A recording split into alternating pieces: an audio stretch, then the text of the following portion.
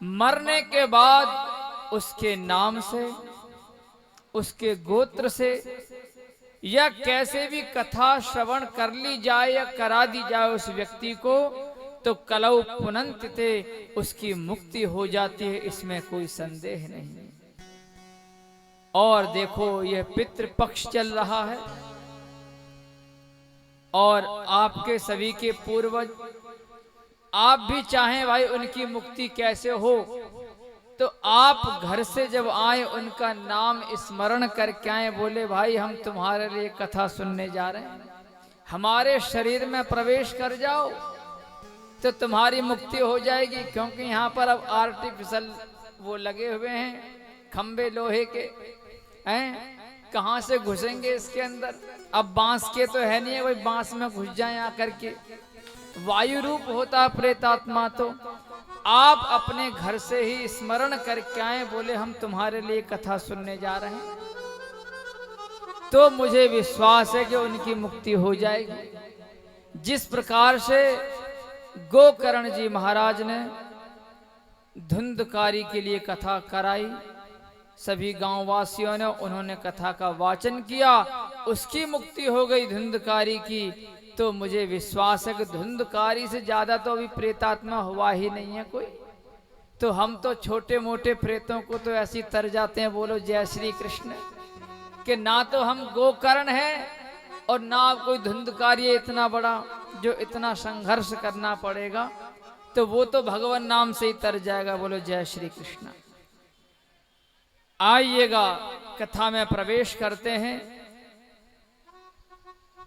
कल आपने महात्म का श्रवण किया कि भाई भागवत के सुनने से कैसे कैसे पापी तर जाते हैं, क्योंकि जब तक हम भागवत के विषय में जानेंगे नहीं, क्योंकि बहुत से लोगों के मन में शंका रहती है, बोले ये कोई पुस्तक है, कोई पोथी है, कोई ग्रंथ है, पुराण है, ये है क्या भागवत।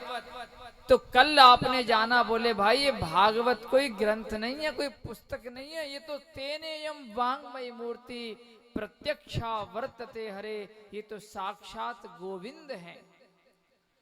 तो भागवत का प्रमाण यही सिद्ध होता है कि जीते जी कोई ना सुन पाए कथा को, मरने के बाद भी सुन ले तो उसकी मुक्ति हो जाती है।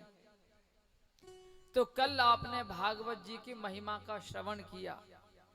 जैसे कल हमारे बीच में IRF अफसर बैठी हुई थी, अब किसी को पता ही नहीं था भाई IRF अफसर जो भी होते हैं, हमें तो अंग्रेजी टूटी फूटी आती है, लेकिन किसी ने हमको लाके चिट्ठी दे दी, बोले महाराज ये IRF अफसर हैं। तो हमारा देखने का, विचारने का, सोचने का दृष्टिकोण बदल गया। क्यों? क्योंकि उनकी महिमा को बता दिया। बोले सर्वसाधारण नहीं है जो बैठी हुई हैं, ये अफसर हैं, ऑफिसर रैंक के। उसी प्रकार से भागवत क्या है, कोई पुस्तक कहता है, कोई कुछ कहता है, लेकिन कल आपने जाना, बोले भाई ये साधारण पुस्तक नहीं है, ये तो जो है मरने के बाद भी जीवों का उद्धार कर देती है। बोलो जय श्री कृष्ण।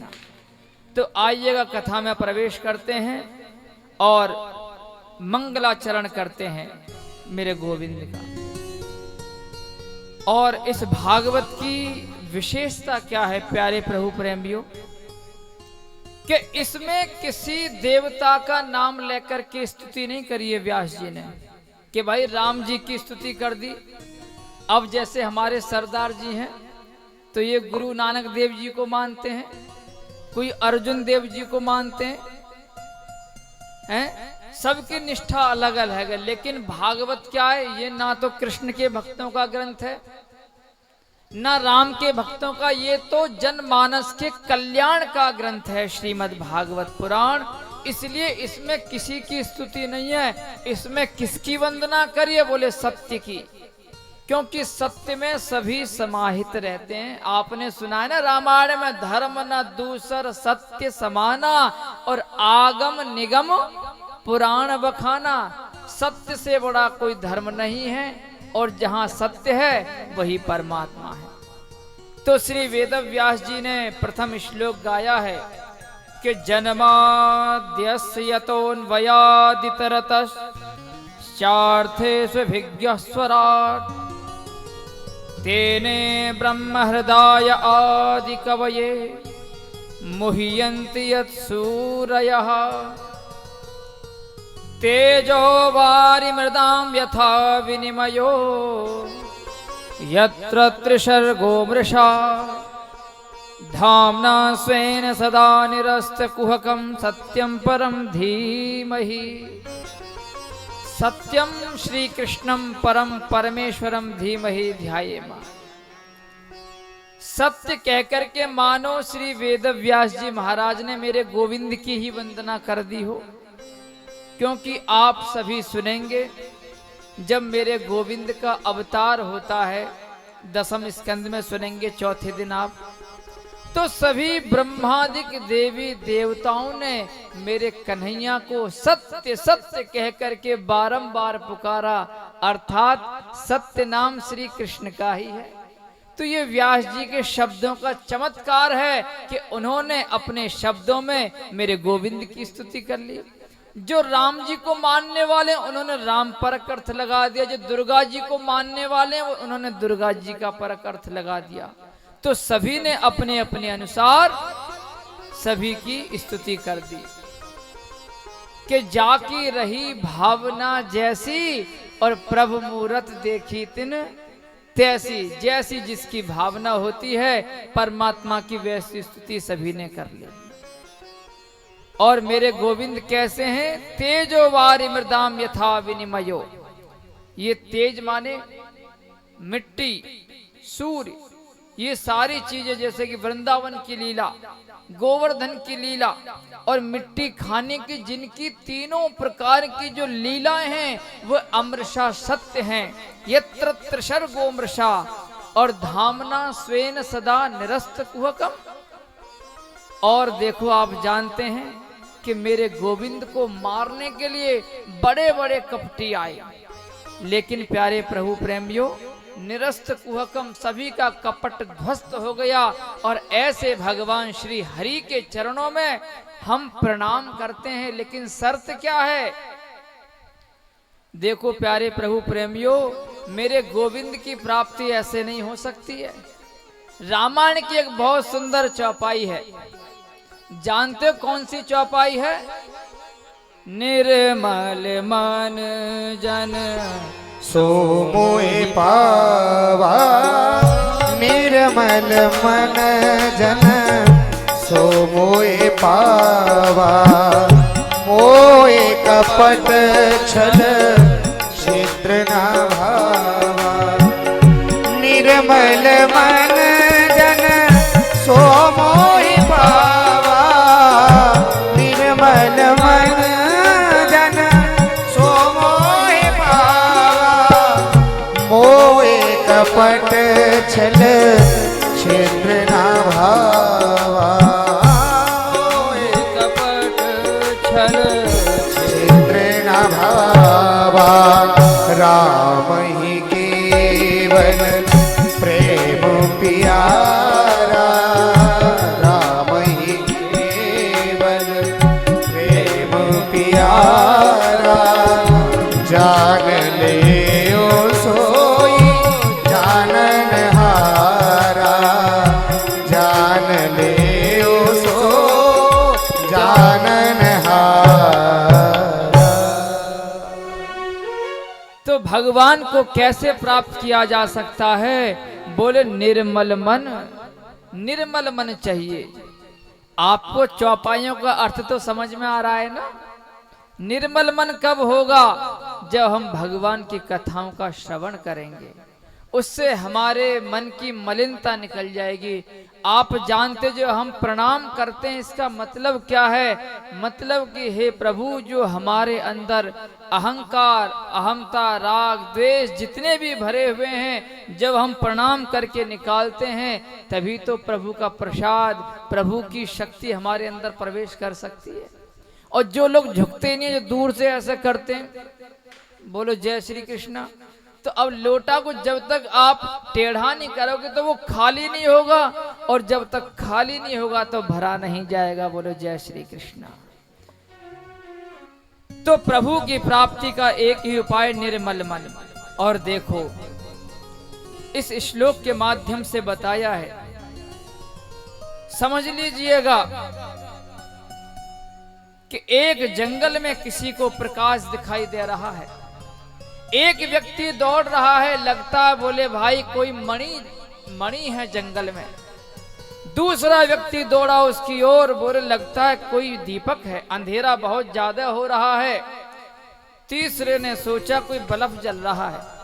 अब तीनों व्यक्ति उस मणि की ओर गए। अब जरा कल्पना करो, जो व्यक्ति उसको दीपक समझ के दौड़ा है वह उसको मिल गई, वो थी मणि।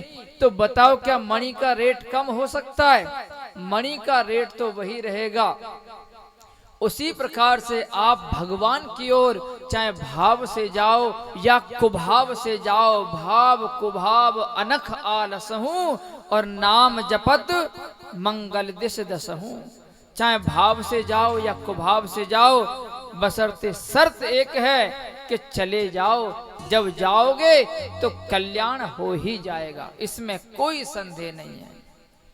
क्योंकि भेद हमारी बुद्धि में होता है, परमात्मा में नहीं होता है। झगड़ा किन लोगों में होता है? जिनके आंखें नहीं होती हैं, आंख वालों में कभी झगड़ा नहीं होता है। जैसे एक गांव में एक हाथी आ गया। अब जब हाथी आ गया तो उस गांव का नाम था अंधपुरम, जिसमें अंधे ही अंधे रहा करते थे। तो सब लोगों ने कहा भैया घंटा की आवाज सुनाई दे रही है, ये घंटा क्या है, ये कौन आ गया? महावत ने कहा बोले भैया हाथी है, हाथी। अच्छा, अरे भैया हाथी कैसा होता है? बोले हाथी बहुत बड़ा होता है। अच्छा भाई जरा बताओ, हम छू के देख ले हाथी को। महावत ने कहा ठीक है, छू के देख लो। सभी ने अपनी अपनी दृष्टिकोण से, किसी ने सूंड पकड़ी, किसी ने दांत पकड़ा, किसी ने पूंछ पकड़ी, किसी ने कुछ पकड़ा, किसी ने कान पकड़े। महावत बोला देख लिया हाथी? बोले हाँ हाँ हाँ, ले जाओ ले जाओ। उसके बाद अंधों में मीटिंग शुरू होती, बता हाथी कैसा था? एक अंधा बोलता हाथी तो चौड़ा चौड़ा था। बोले ना तू गलत, तो तू बता कैसा था? बोले हाथी तो खंबे की तरह था, उसने पैर पकड़ा था हाथी को। तू भी गलत। तो बोले कैसा था? बोले हाथी तो एकदम पत्थर की तरह, फर्श की तरह था, उसने पीठ पर हाथ फिराया था हाथी के। बोले तू भी गलत। तो बोले तू बता। बोले हाथी तो टेढ़ा टेढ़ा था, उसने सूंड पर हाथ फिराया था। अब तो क्या था, अंधों में हो गया झगड़ा, गुट बन गए दोनों के। अब पुनः 10-5 दिन बाद महावत उस गांव में आया। हाथी की घंटी सुनाई पड़ी, सभी अंधे आगे। बोले भैया सुन सुन सुन सुन। बोले बताओ क्या बात है?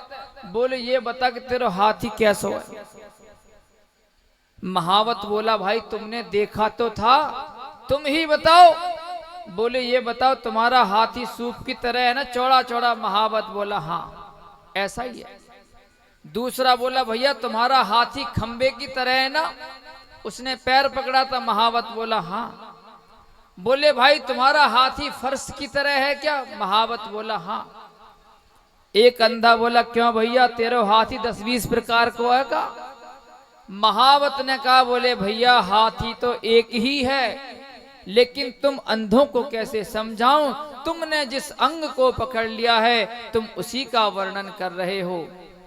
कहने का मतलब क्या है? बोले परमात्मा तो एक ही है, अनेक नहीं है। लेकिन जैसी जिसकी भावना होती है उसी रूप में परमात्मा प्रकट हो जाता। परमात्मा 10-20 ने एको हम बहुश्यामा, एक हैं लेकिन अनेक हो जाता है।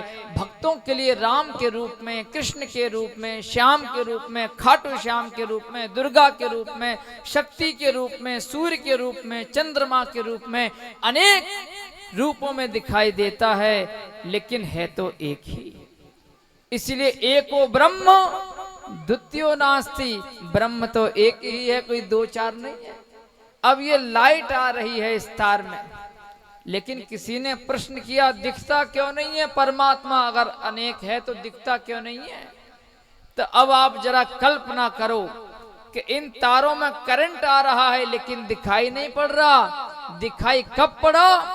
जब ये लाइट जल गई, तभी ना आपको दिखाई पड़ा कि भैया लाइट आ रही है, पंखे चल रहे हैं। उसी प्रकार से जब आप किसी सदगुरु भगवान के चरण पकड़ लोगे, भागवत रूपी किसी ग्रंथ का सहारा ले लोगे, तो मुझे विश्वास है कि आपको भी परमात्मा की अनुभूति महसूस होने लग जाएगी। जिस प्रकार से कि संसार में हवा तो चलती है लेकिन दिखाई नहीं पड़ती, केवल महसूस होती है। लोगों ने कहा, बोले भैया क्या जरूरत है भागवत सुनने की, घर में ही भागवत सुन लो, मन चंगा तो कठौती में गंगा। एक डायलॉग है कि अगर मन चंगा है तो कठौती में गंगा है। बहुत बढ़िया बात है, लेकिन ये महापुरुष जो उच्च कोटि के लोग हैं उनके लिए उपदेश है।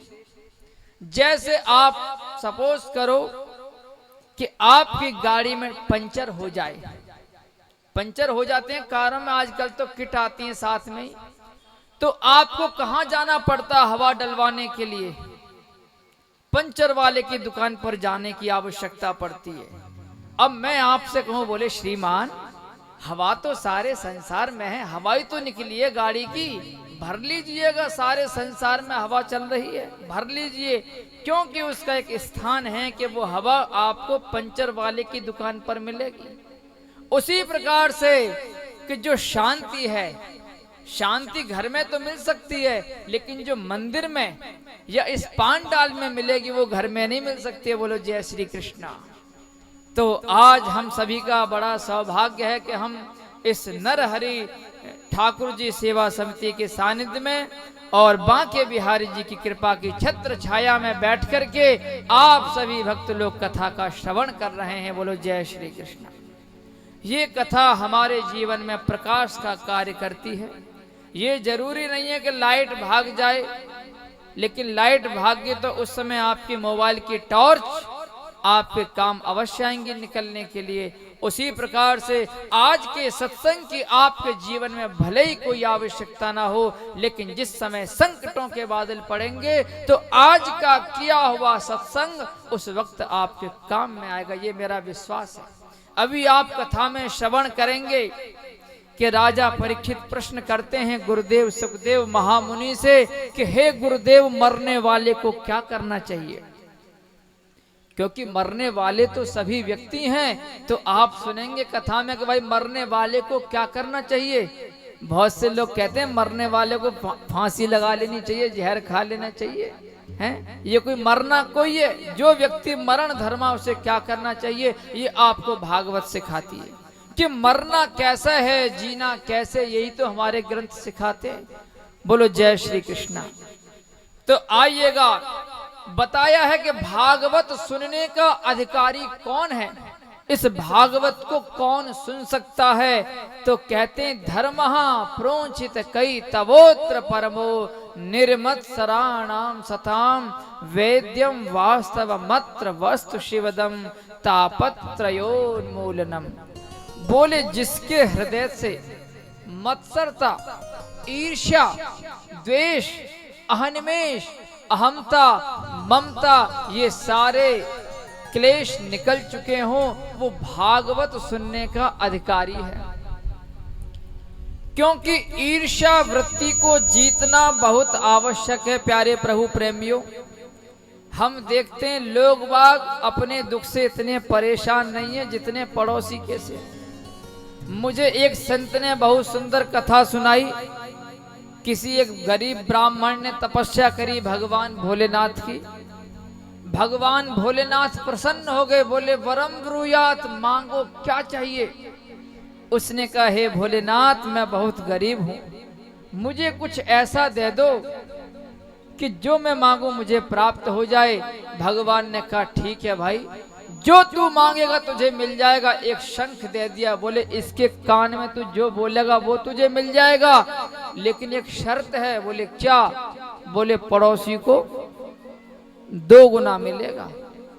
बस दुखी हो गया, अपना सुख भूल गया।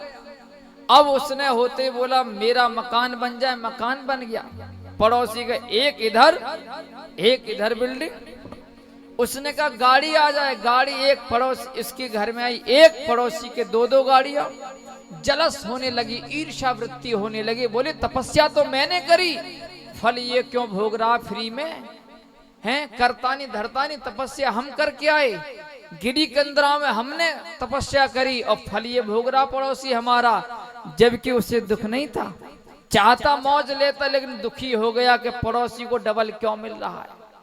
तो इसी प्रकार से जिसके मन में ईर्ष्या है वह भागवत सुनने का अधिकारी नहीं है।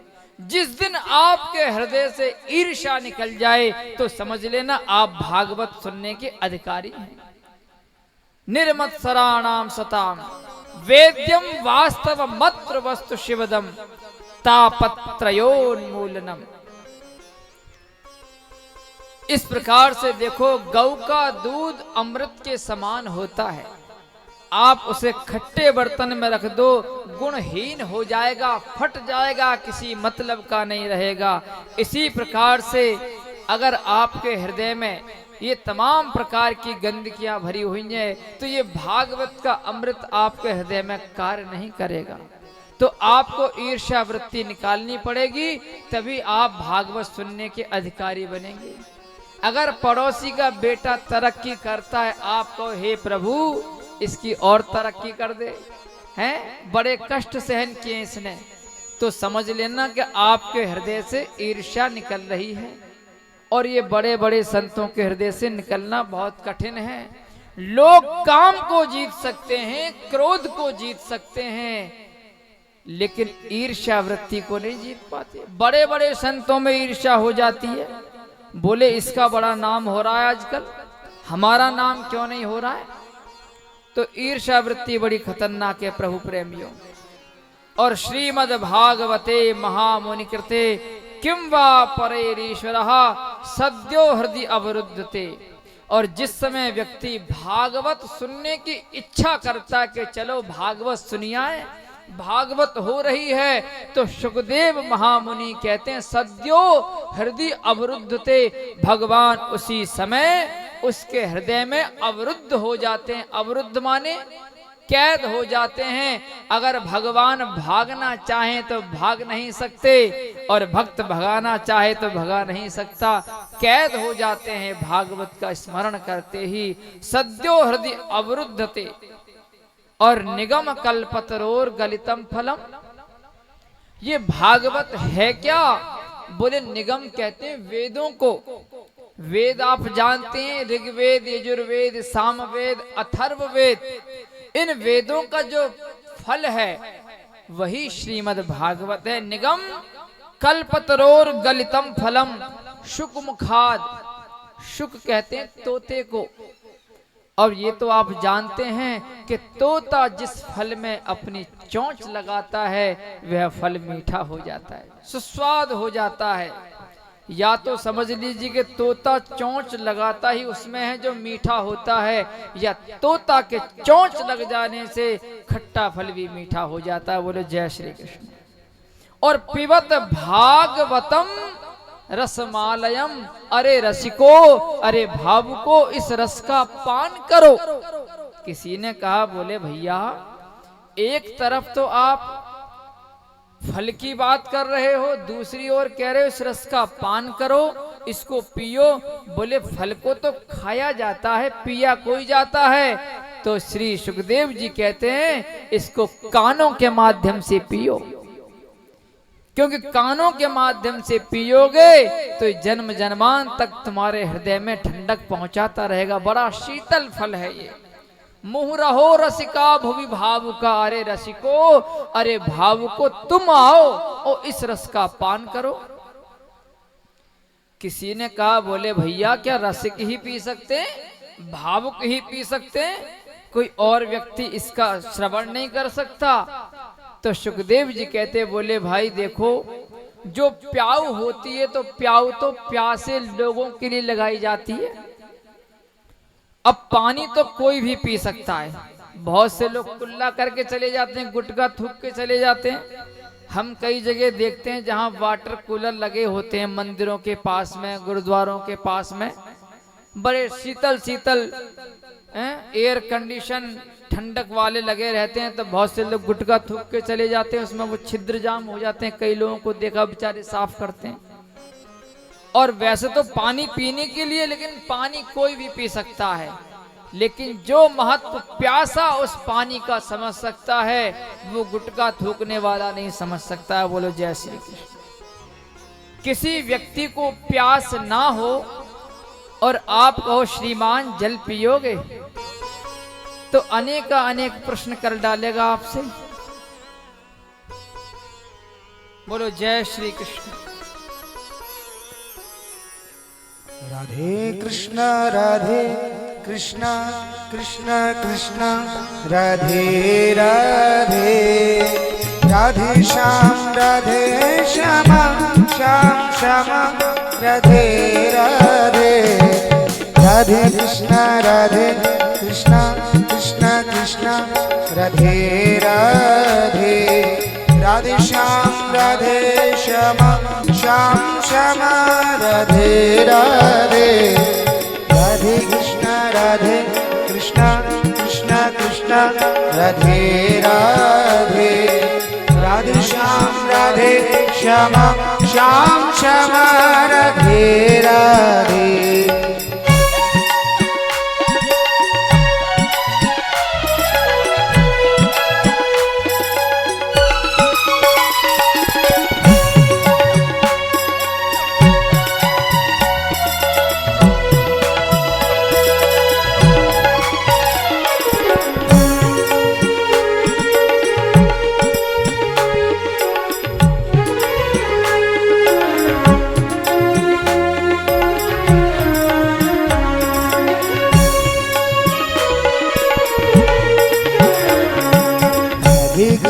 राधे कृष्ण कृष्ण कृष्ण राधे राधे, राधे श्याम श्यामा श्याम श्यामा राधे राधे,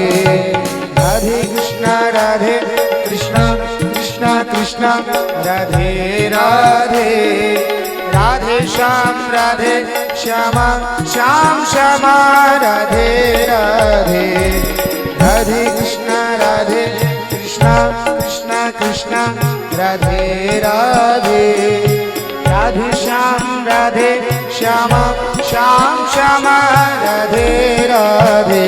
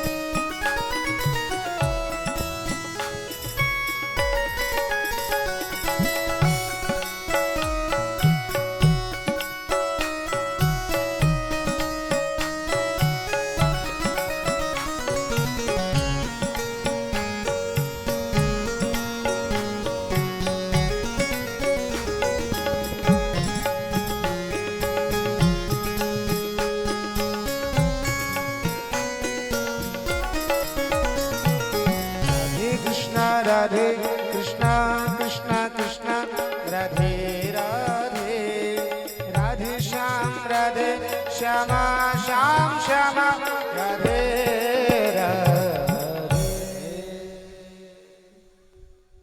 बोलिए वृंदावन बिहारी लाल की। और